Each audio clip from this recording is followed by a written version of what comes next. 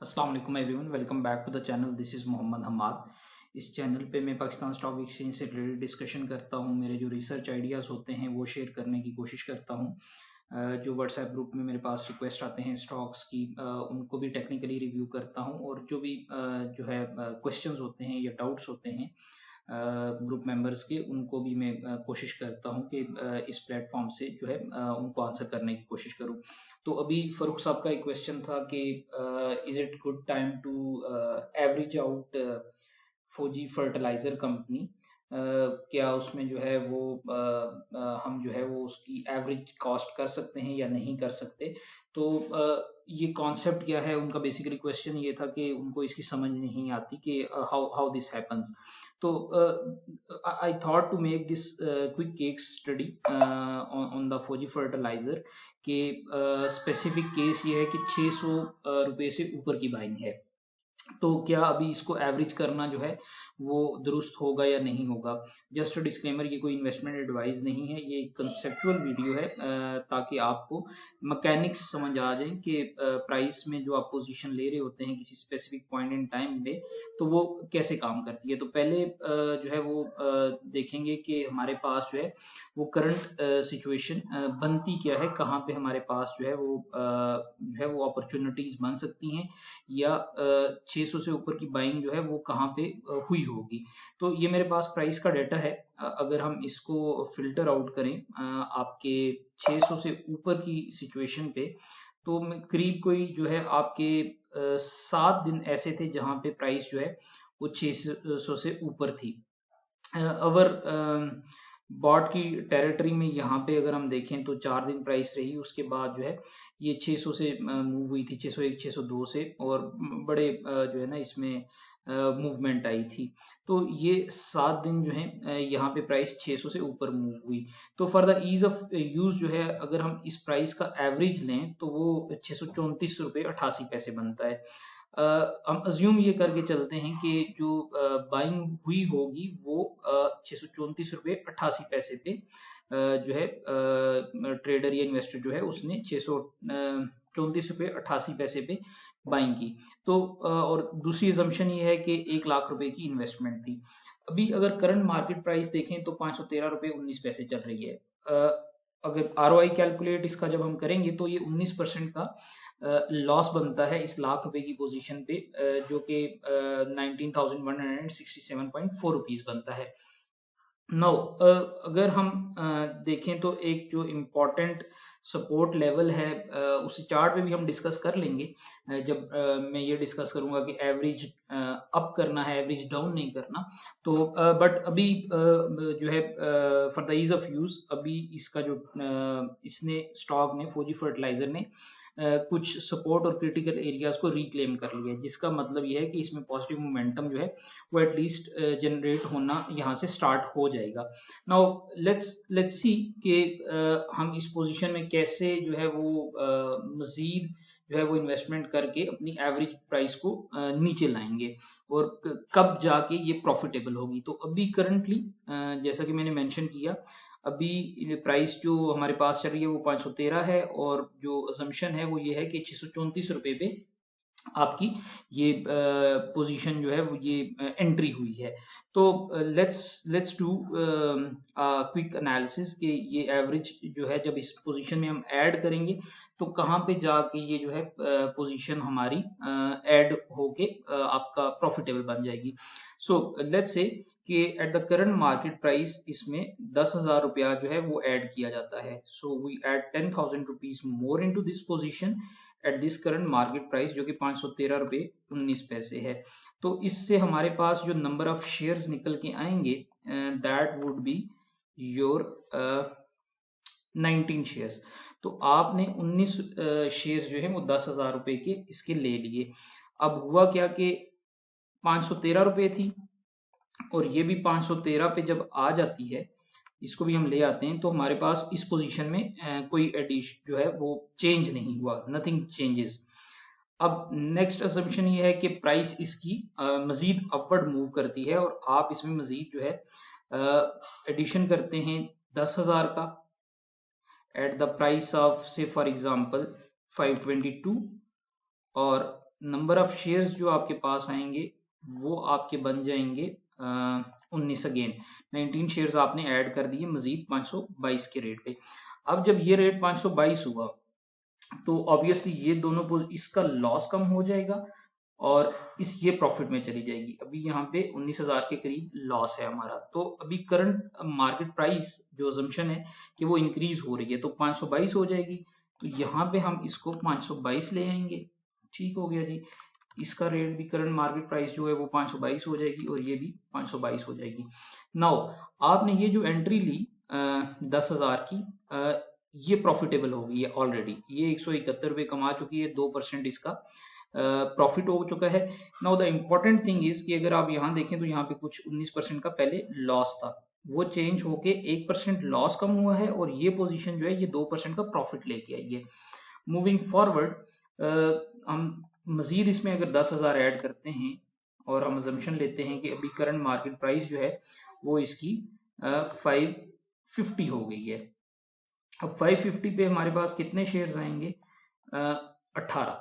ठीक है, तो जो प्राइस इंक्रीज हो रही है आप जो उससे नंबर ऑफ शेयर्स उस स्पेसिफिक अमाउंट से ही बाय कर पा रहे हैं वो जो है नंबर ऑफ शेयर्स डिक्रीज हो जाएंगे। अब ये होगी 550, तो करंट मार्केट प्राइस जो है वो होगी 550। अब ये आप देख सकते हैं कि ये 18% था 522 पे। जब ये 550 पे जाएगी तो इसका लॉस डिक्रीज हो गया 5% से।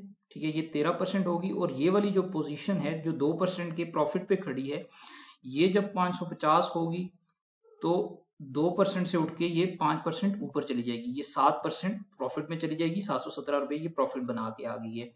और ये जो आपकी पोजीशन है 522 वाली, ये जब 550 रेट हुआ तो ये भी 5% ऊपर चली गई और ये हमारे पास स्टैटिक है अभी तक 550 पे। तो अभी हमारा जो लॉस है यहाँ तक वो करीब 19,000 से कम होके अगर आप यहाँ पे देखें तो ये आपका 12,115 रुपये रह गया है। और एवरेज प्राइस जो हमारी इनिशिएटिंग प्राइस थी जहां पे बड़ी एंट्री ली थी 634 की, वो एवरेज प्राइस कम होके 606 रुपये पे आ गई है। नाउ मूविंग फॉरवर्ड अगर प्राइस इसकी मजीद इंक्रीज होती है, यहाँ पे हम अज्यूम करते हैं कि ये प्राइस हो गई 570 की और हमने इसमें मजीद जो है वो 10,000 ऐड किया। Here we go and now we'll have 18 more units। ठीक है, और ये करंट मार्केट प्राइस जो होगी इसको हम 570 लेके चलेंगे। अब आप देखें कि यहाँ पे पहले हमारे पास लॉस खड़ा था 19% का, वहां से हम स्टार्ट हुए थे और 13% पे आ चुका था जब प्राइस जो है वो 550 हुई थी। अब क्योंकि मार्केट में इसकी प्राइस 570 हो गई है तो ये जो लॉस है 13% वाला ये 10% पे आ गए। और इसी तरह जो बाकी पोजीशंस हम लेते आ रहे थे, ये 3 पोजीशंस हमने 30,000 जो इसमें ऐड किया था वो मजीद प्रॉफिटेबल होना स्टार्ट हो गई। 11%, 9%, 4% और ये अभी भी 570 पे खड़ी है और एवरेज प्राइस हमारी जो है वो 603.76 पे आ गई है। 19% के लॉस से हमने स्टार्ट किया था और अभी हम 6% के लॉस में खड़े हैं। Now let's add another 10,000। ठीक हो गया जी। 10,000 और हम इसमें लेके आते हैं और अज्यूम करते हैं कि 590 जो है वो प्राइस हो चुकी है।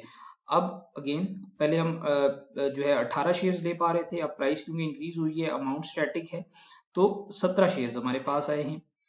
ये 590 हो जाएगी आपकी प्राइस यहाँ पे और करंट मार्केट प्राइस सारी जो है वो 590 हो जाएगी। नाउ सी 7% का लॉस रह गया है जो मेजर पोजीशन थी हमारी, और उसके बाद जो है एक पोजीशन पे जो है वो 15% है, दूसरी पे 13% प्रॉफिट हो गया, यहाँ पे 7% हो गया, यहाँ पे 4% हो गया। और ये जो 10,000 ऐड किया है अभी ये उसी दिन की है जहाँ पे हम 590 ऐड कर रहे हैं, तो इसमें जो है अभी तक कोई प्रॉफिट नहीं बना। और हमारी एवरेज प्राइस कम होते होते 634.88 से 602.82 पे आके खड़ी हो गई है। इसमें 10,000 जो है वो मजीद ऐड करते हैं और असम्पशन ये है कि अब जो है वो 600 आपका जो 10 का लेवल है उसकी तरफ प्राइस जा चुकी है। 610 हो गया, करंट मार्केट प्राइस जो है वो 610 हो गई और हमारा जो है अभी एवरेज प्राइस जो बन रही है दैट इज एट 603.26। क्योंकि यहाँ पे हमने मजीद एडिशन किया है 610 रुपए के हिसाब से। अब ये टोटल पोजीशन जो है आपकी इस सिंबल में वो 1% प्रॉफिट पे आ गई है, 1785 रुपए यहाँ पे प्रॉफिट बन रहा है। तो आपने किया क्या कि आपने लाख रुपया पहले इन्वेस्टेड था, आपने उसमें मजीद 60,000 जो है वो चंक्स में ऐड किया और आपकी पोजीशन इवेंचुअली जो है वो प्रॉफिट में आ गई, 1% प्रॉफिट आ गया है जब प्राइस जो है वो 603 पे पहुंची है और आपकी जो हमारे पास 610 पे सॉरी पहुंची है और आपके पास इनिशियली जो 634 रुपए पे आपकी बाइंग थी, लॉस खड़ा था, वो 603 रुपए पे आके ही खत्म हो गया और आप स्लाइटली प्रॉफिट में चले गए। Now let's assume on the final stage के जो मार्केट्स में नॉर्मली होता है कि आपका डबल टॉप एटलीस्ट जो है वो बनता है। तो हम अज्यूम ये करते हैं कि एटलीस्ट प्राइस इस लेवल को जो है आपकी टच करेगी, तो 634 पे आप एटलीस्ट जाएंगे। तो नाउ व्हाट हैपेंस कि हम इसमें कोई मजीद एडिशन नहीं कर रहे क्योंकि हमारी जो करंट मार्केट प्राइस है वो एवरेज प्राइस से ऊपर चली गई है। तो करंट मार्केट प्राइस आपकी 634 रुपए 88 पैसे जब होगी मार्केट में दोबारा, तो हम देखेंगे कि हमारा इस पोजीशन पे या इस सिंबल पे टोटल प्रॉफिट क्या निकल के आएगा।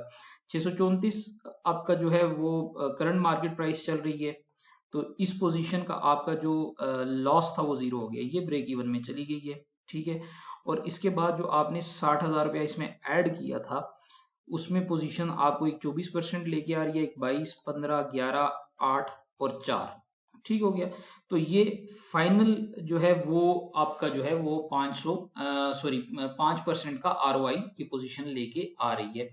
अब इसमें फायदा क्या है, अगर हम इसके टॉप की बात करें कि हमारे पास इसका जो टॉप है वो हाईएस्ट प्राइस इसकी आपकी बनती है, let me pull it up, that is your greater than equal to 600, तो ये कहीं जाके बनती है आपकी 673.16।